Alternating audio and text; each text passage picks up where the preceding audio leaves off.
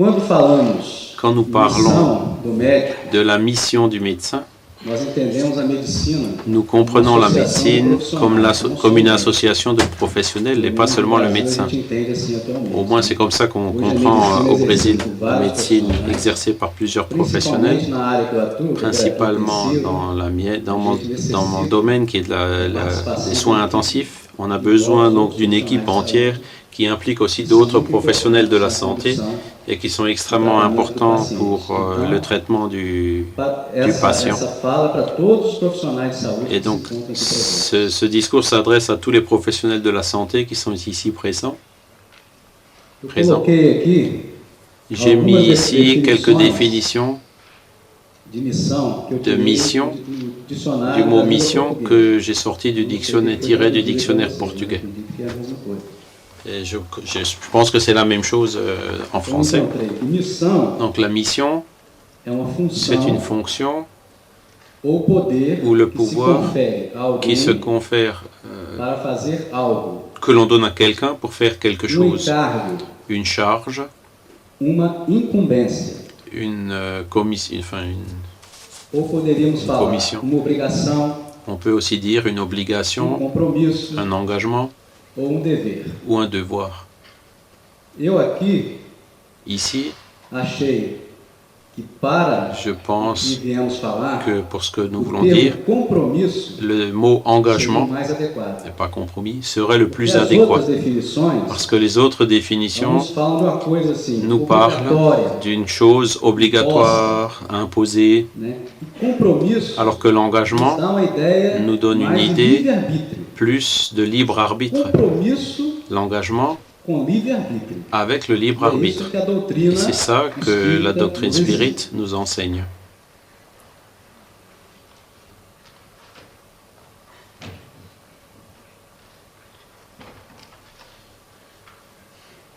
Quand nous parlons de mission, il est important de nous rappeler du mot vocation. Au Brésil, les professionnels qui sont le plus liés à la vocation, au premier lieu, c'est les médecins. C'est ceux qui ont la plus grande vocation pour ce métier. Les recherches qui ont été faites entre les différents professionnels, le médecin, c'est celui qui, après qu'il soit formé, c'est celui qui abandonne le moins sa profession et qui reste donc dans sa profession de médecin jusqu'au bout. C'est rare qu'ils abandonnent leur profession et qu'ils essayent de rechercher une autre activité. Je ne sais pas si c'est la même chose ici en Belgique, mais au Brésil, les médecins sont ceux qui suivent le plus leur vocation.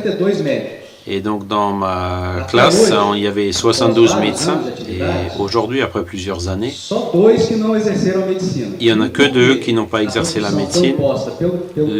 L'un parce que ça lui a été imposé par son père et l'autre qui a eu des problèmes de santé chez son fils et qui n'a pas pu exercer sa profession. Mais tous les autres l'exercent. Vocation vient du latin vocare, qui veut dire un appel.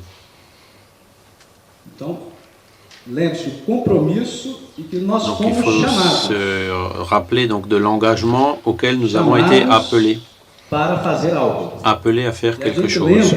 Et on peut se rappeler que les paroles du Christ, beaucoup seront appelés, mais peu seront les élus.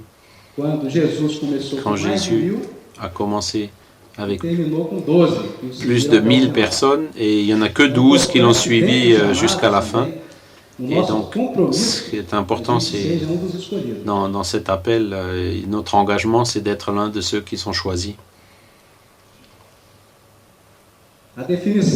La définition de santé par l'Organisation mondiale de la santé, qui est encore valable aujourd'hui, depuis 1948, elle définit la santé comme étant un état de bien-être physique, mental et social complet, et non pas seulement l'absence de maladie.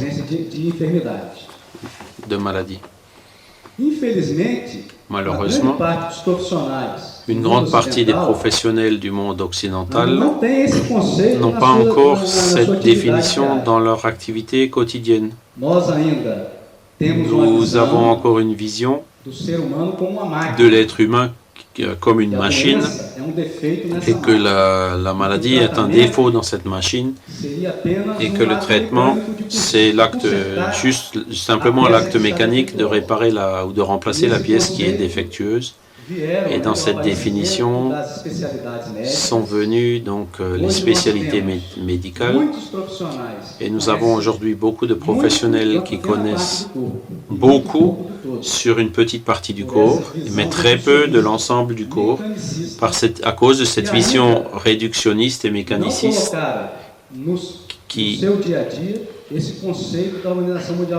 et que l'Organisation mondiale de la santé n'a pas encore prise en compte.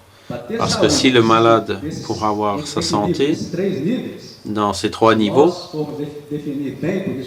si on va suivre bien cette définition, nous sommes tous malades, y compris les médecins. Il faudrait presque à la limite qu'on se traite d'abord nous-mêmes avant de traiter les autres et d'avoir donc un regard différent sur les malades, qui est un être avec une vie sociale, qui a ses altérations émotionnelles et qui a aussi des altérations physiques. Et ne pas rester uniquement dans le physique. Comme je vous l'ai dit, je travaille dans l'unité de soins intensifs de l'hôpital et chaque jour nous avons des exemples de ces professionnels. Je vais citer un cas pour essayer de mieux comprendre cela. J'étais de service un week-end, j'ai reçu un patient grave de mon âge avec un diagnostic d'accident vasculaire cérébral ischémique très grave qui a pris tout le côté droit de son cerveau et il a fallu, après certains examens, faire intervenir le neurochirurgien qui a été appelé, qui a préparé la chirurgie, ouvert le crâne du patient, a retiré une partie osseuse du patient pour réduire la pression interne au crâne. Le patient, il a réussi à survivre, mais il a dû être opéré plusieurs fois par la suite à cause de complications, et donc le médecin a été appelé plusieurs fois dans ce sens. Par contre, après, le médecin n'est plus jamais revenu voir le patient, il était venu que pour ses interventions supplémentaires. Et la famille a demandé, mais où il est le neurochirurgien qui a opéré mon mari? Ce patient est resté plus de 300 jours à l'hôpital et j'ai pu le suivre jusqu'à ce qu'il a été autorisé à partir. Et jamais le neurochirurgien est revenu dans la chambre du patient pour lui demander comment il allait ou d'essayer de comprendre la situation de la famille, de sa famille qui passait par cette épreuve. Il ne connaissait pas l'état social de la famille, ce que représentait la maladie du patient pour sa famille et ses 3 enfants. Et ce qui a amené ce patient à tomber malade et ce qu'il fallait faire à partir de tout ça. Il a juste dit, ce patient, il aura une vie végétative et maintenant il faut que tu t'occupes de lui. Et donc ce genre d'agissement prédomine malheureusement encore dans certains endroits du monde ou dans certaines sociétés qui n'ont pas encore adhéré à cette définition large de la santé de l'OMS et qui n'est pas encore la définition la plus adéquate. Une définition qu'on essaye de faire passer, il y a plusieurs courants dans le monde qui essayent de la faire passer, donc d'améliorer cette définition de la santé dans l'OMS, c'est que la santé est un état complet de bien-être physique, mental, social, écologique et spirituel. Écologique, pourquoi? Parce que nous sommes des êtres écologiques, nous sommes des êtres interdépendants et c'est important que le médecin ait aussi cette vision que nous sommes dans un réseau systémique mondial, et tout ce qu'on pense et ce qu'on fait, ça se propage dans le monde. Nos attitudes, nos pensées, ils doivent avoir cette préoccupation écologique. Et il faut que nous transmettions ça à nos patients également. La spiritualité, comme on l'a déjà démontré ici, l'importance du patient, d'avoir un certain degré de spiritualité pour avoir une meilleure santé. C'est ce qu'on voit, que les personnes les plus spiritualisées ont une meilleure santé, ont des résultats meilleurs dans les traitements. Elles tombent moins malades, ont une meilleure immunité, comme tout ça, ça a déjà été démontré dans plusieurs études.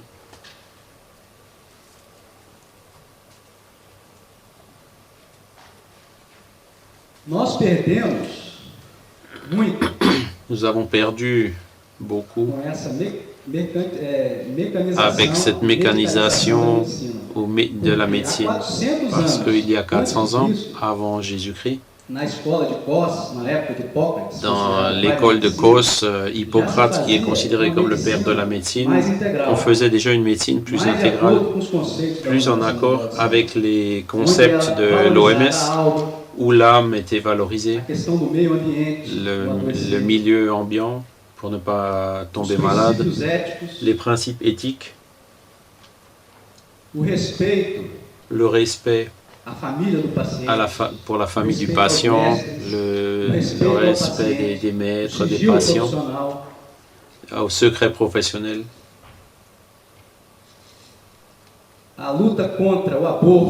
la lutte contre l'avortement, l'euthanasie, le respect à la vie, tout cela, à l'époque, c'est ce qu'on pratiquait. Et nous avons beaucoup perdu. Il y a eu d'énormes avancées technologiques importantes, mais nous avons beaucoup perdu de la sagesse et de la connaissance humaine. Et je ne sais pas si ici en Belgique, quand les médecins sont diplômés, s'ils font portent serment, parce qu'au Brésil, toutes les écoles de médecine, donc il y a le serment d'Hippocrate, et qui était très important à cause de ça. Et si nous suivions cela, ce serait déjà une grande avancée. Si vraiment nous suivions donc le chemin de ce serment que nous portons quand nous nous formons. Mais souvent on oublie donc ce serment et ce qu'il contient. Le médecin idéal serait celui qui permettrait l'union de la science et de la religion. Non pas la religion formelle et dogmatique, mais la religiosité. Il n'y a pas besoin d'avoir une religion, de fréquenter une église ou un temple. L'important, c'est la religiosité intime. C'est le lien intrinsèque de l'être avec Dieu, avec le Dieu intérieur. Certains vont vraiment avoir besoin d'une religion pour avoir plus de facilité dans cette rencontre avec Dieu. Mais ce n'est pas obligatoire d'avoir une religion formelle. Le plus important, c'est d'avoir ce lien avec Dieu, de savoir que nous sommes un instrument divin dans le traitement de nos patients. Et aussi, marcher en accord avec la science, non pas avec une science dogmatique, mais avec une science ouverte aux nouvelles connaissances et qui accepte d'autres hypothèses, principalement la spiritualité.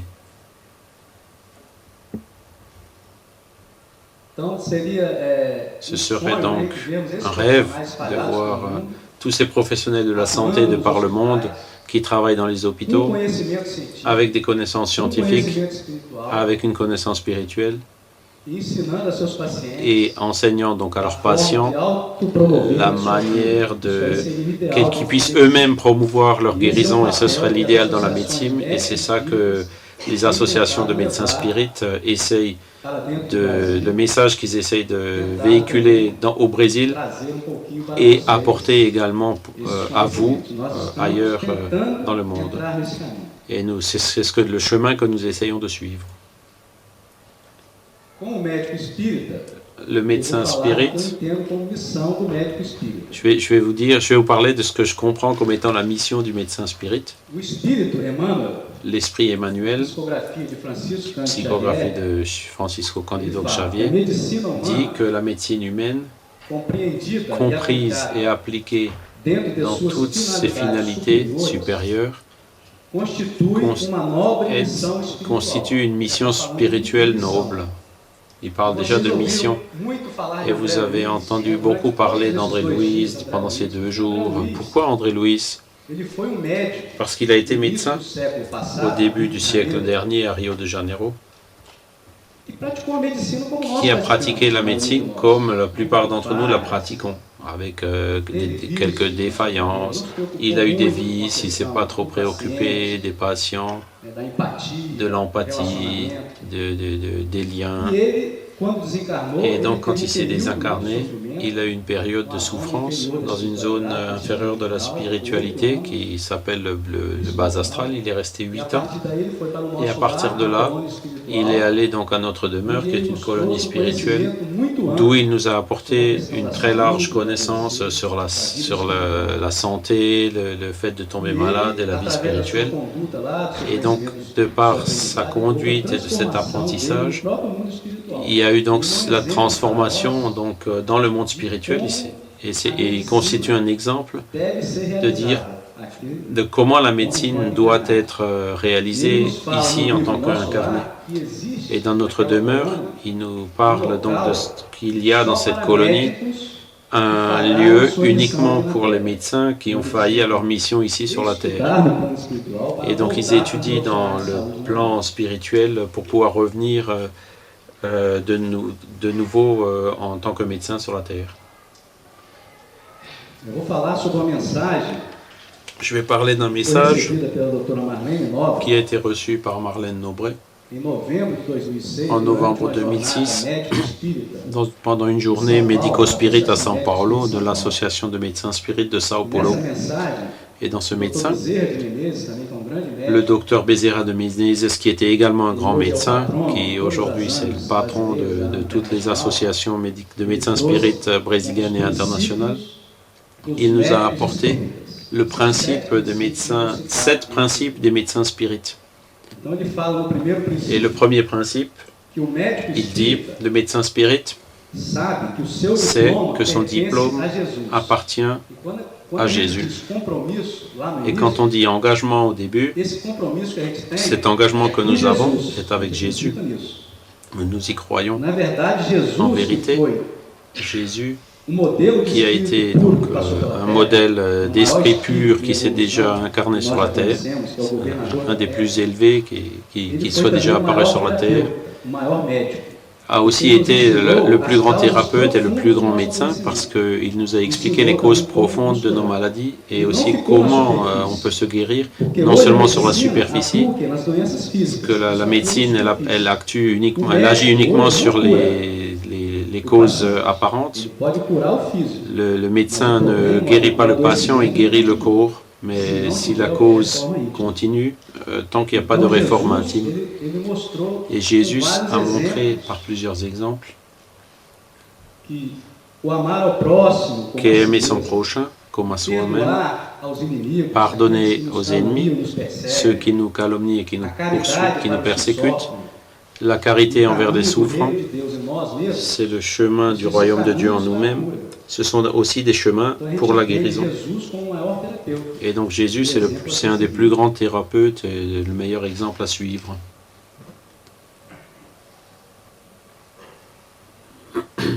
Deuxième principe, le médecin spirit respecte ses collègues qui ne le comprennent pas, qui le disqualifient qui ont des préjugés en relation avec sa croyance et sa conduite. Il continue cependant à agir de la même manière, sans orgueil blessé ou déception paralysante. Même au Brésil, où le spiritisme est très développé, dans le milieu médical, nous avons des difficultés de dire qu'on est spirit. Souvent, les autres médecins ont des préjugés par rapport à ça, par rapport à aux enseignements spirites. Ce n'est pas seulement ailleurs, c'est aussi au Brésil. Beaucoup de médecins qui sont spirites, qui se disent spirites et qui participent à des cas spirites ne s'associent pas aux associations de médecins spirites parce qu'ils ont peur d'apparaître comme spirites, mais nous devons perdre cette peur parce que c'est avec nos attitudes que nous construisons une vérité.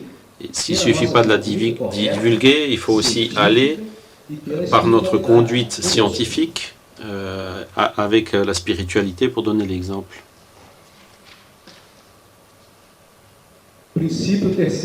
Troisième principe, le médecin spirit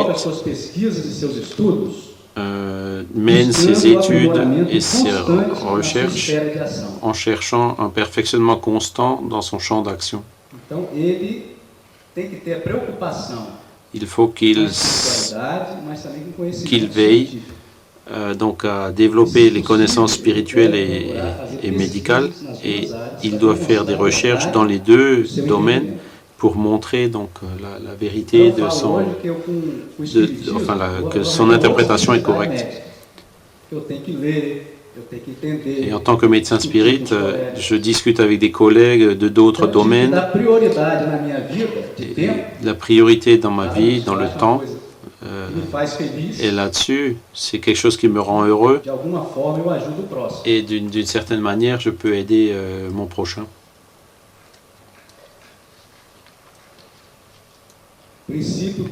Quatrième principe, le médecin spirit ne néglige pas l'amélioration des sentiments en cherchant à mettre ses connaissances et son art au bénéfice des frères en souffrance, surtout ceux qui sont les plus nécessiteux.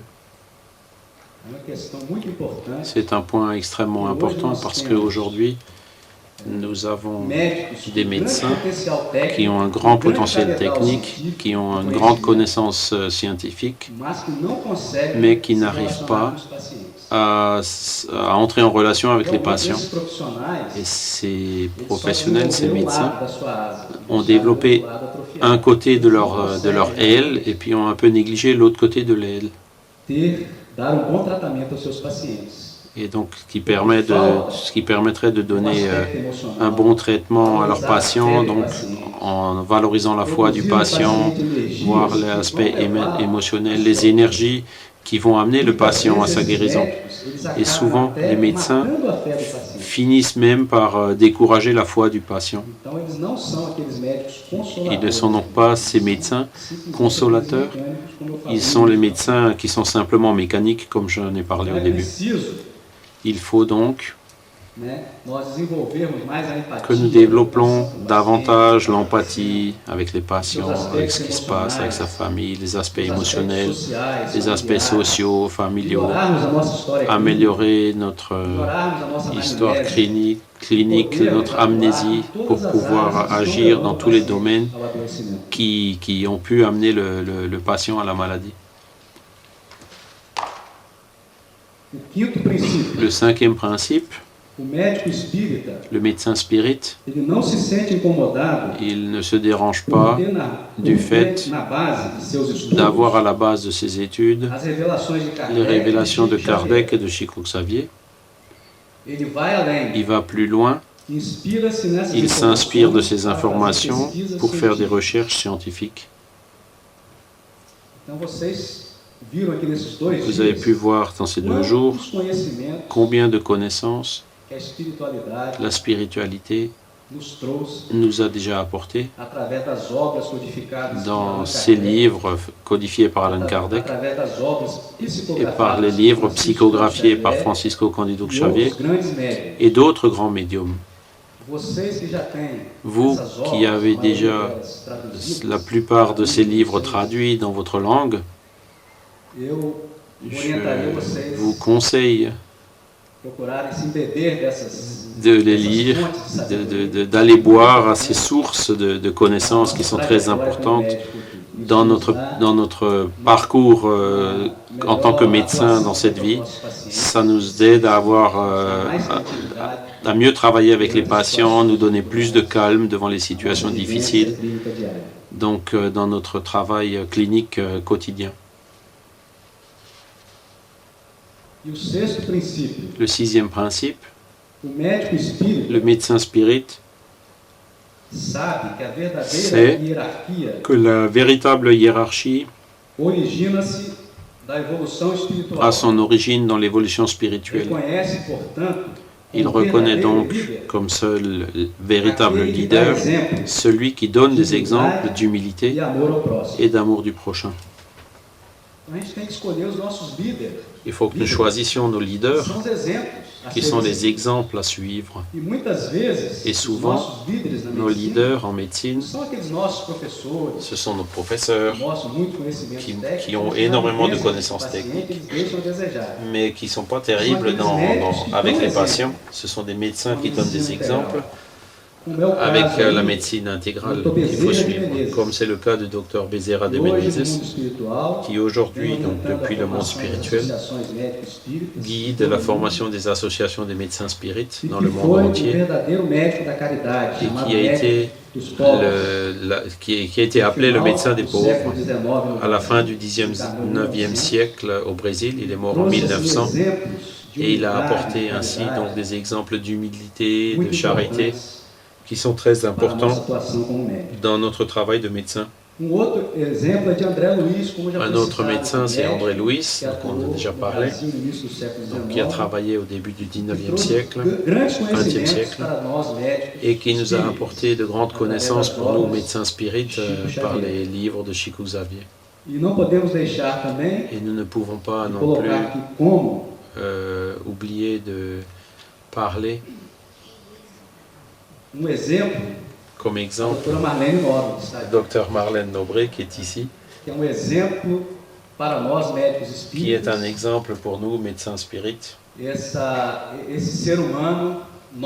être humain noble, comme son nom l'indique, qui réalise un travail énorme de par le monde pour divulguer le spiritisme, en donnant l'exemple de sa morale, de sa vie dévouée à la spiritualité et dédiée au bien-être de l'humanité. Ce sont des exemples que nous devons suivre.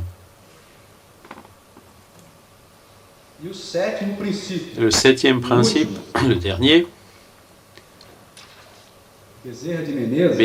Bezerra de Menezes nous dit que le médecin spirit, il doit chercher l'appui, l'aide du centre spirit pour appliquer un traitement complémentaire spirit, mais il ne néglige pas de montrer aux collègues l'excellence des principes qui le guident. Aujourd'hui au Brésil, les associations de médecins spirites ont cette préoccupation de travailler avec un centre spirit qui réalise un traitement complémentaire spirit. Je vais donner l'exemple dans l'état du Espírito Santo au Brésil, où il y a une association de médecins spirites à laquelle je participe et où nous avons développé il y a plus d'1 an un travail avec un centre spirit et où nous cherchons à faire un traitement plus large en donnant la continuité au traitement médical allopathique normal qu'il reçoit à l'hôpital et donc en parallèle donc le traitement par la médiumnité. Ces patients sont amenés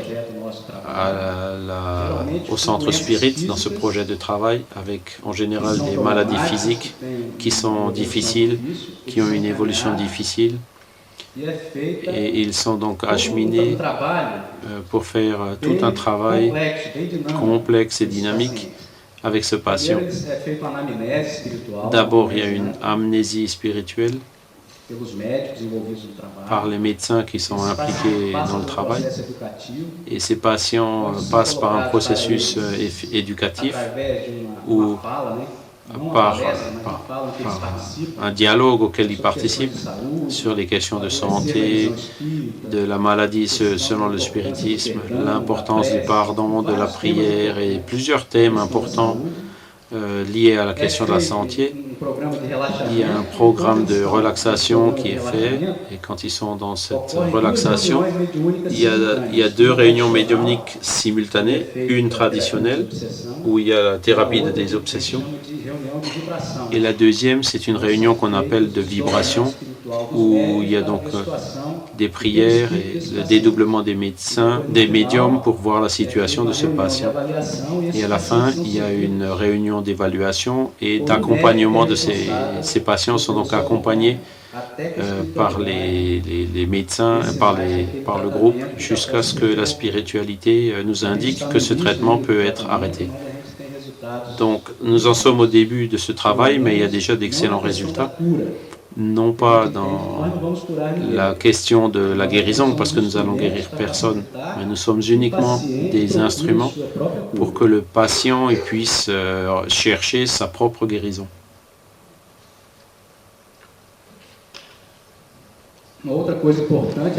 Autre chose importante, c'est la question de la prière. Carlos Alberto en a déjà parlé. Et pour le médecin, c'est extrêmement important. André Luiz, dans le livre Libération, il fait cette exclamation suivante. Ah, si les médecins pouvaient prier. Si les médecins avaient l'habitude de prier. Comme ils seraient aidés auprès de leurs patients et comment leurs résultats seraient meilleurs. Rappelons que souvent les résultats, ce n'est pas ce qu'on attend. C'est ce qu'il y a de mieux pour le patient et pas pour nous. Souvent, nous prions pour un patient qui est dans une phase difficile et puis en fait il se désincarne plus rapidement parce que c'est effectivement ce dont il avait besoin. Il faut donc prier en tant que médecin quand on rentre dans l'hôpital, quand on est dans notre cabinet, dans la clinique. Prier dans les moments difficiles, quand on a un doute, parce que toute prière nous lie à Dieu. Et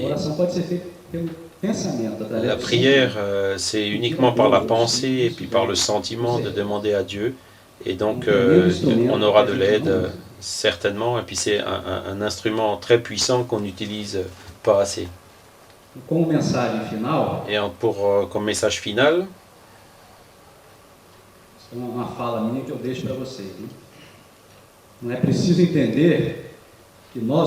il est nécessaire de comprendre que nous, les médecins, nous sommes des messagers de l'amour divin. Nous recevons la clé de la connaissance pour entrer dans les temples de la souffrance et soulager la douleur des frères malades. La plus noble fonction du médecin intégral est de consoler. C'est le Christ rédempteur à Rio de Janeiro. Un grand chef d'entreprise de voyage en Asie, dans un de ces pays d'Asie, a rencontré une sœur qui soignait des lépreux. Et il est allé voir cette sœur, cette religieuse. Et après un moment, il est arrivé près de cette religieuse et lui a dit: pour de l'argent, pour aucun argent au monde, je ferai ce que vous faites. Et elle a répondu: moi non plus.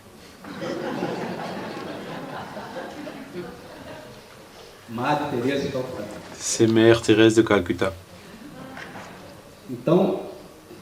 À tous ceux qui souffrent et qui sont seuls, donnez toujours un sourire de joie. Ne leur prodiguez pas seulement vos soins, mais aussi votre cœur. Je vous remercie.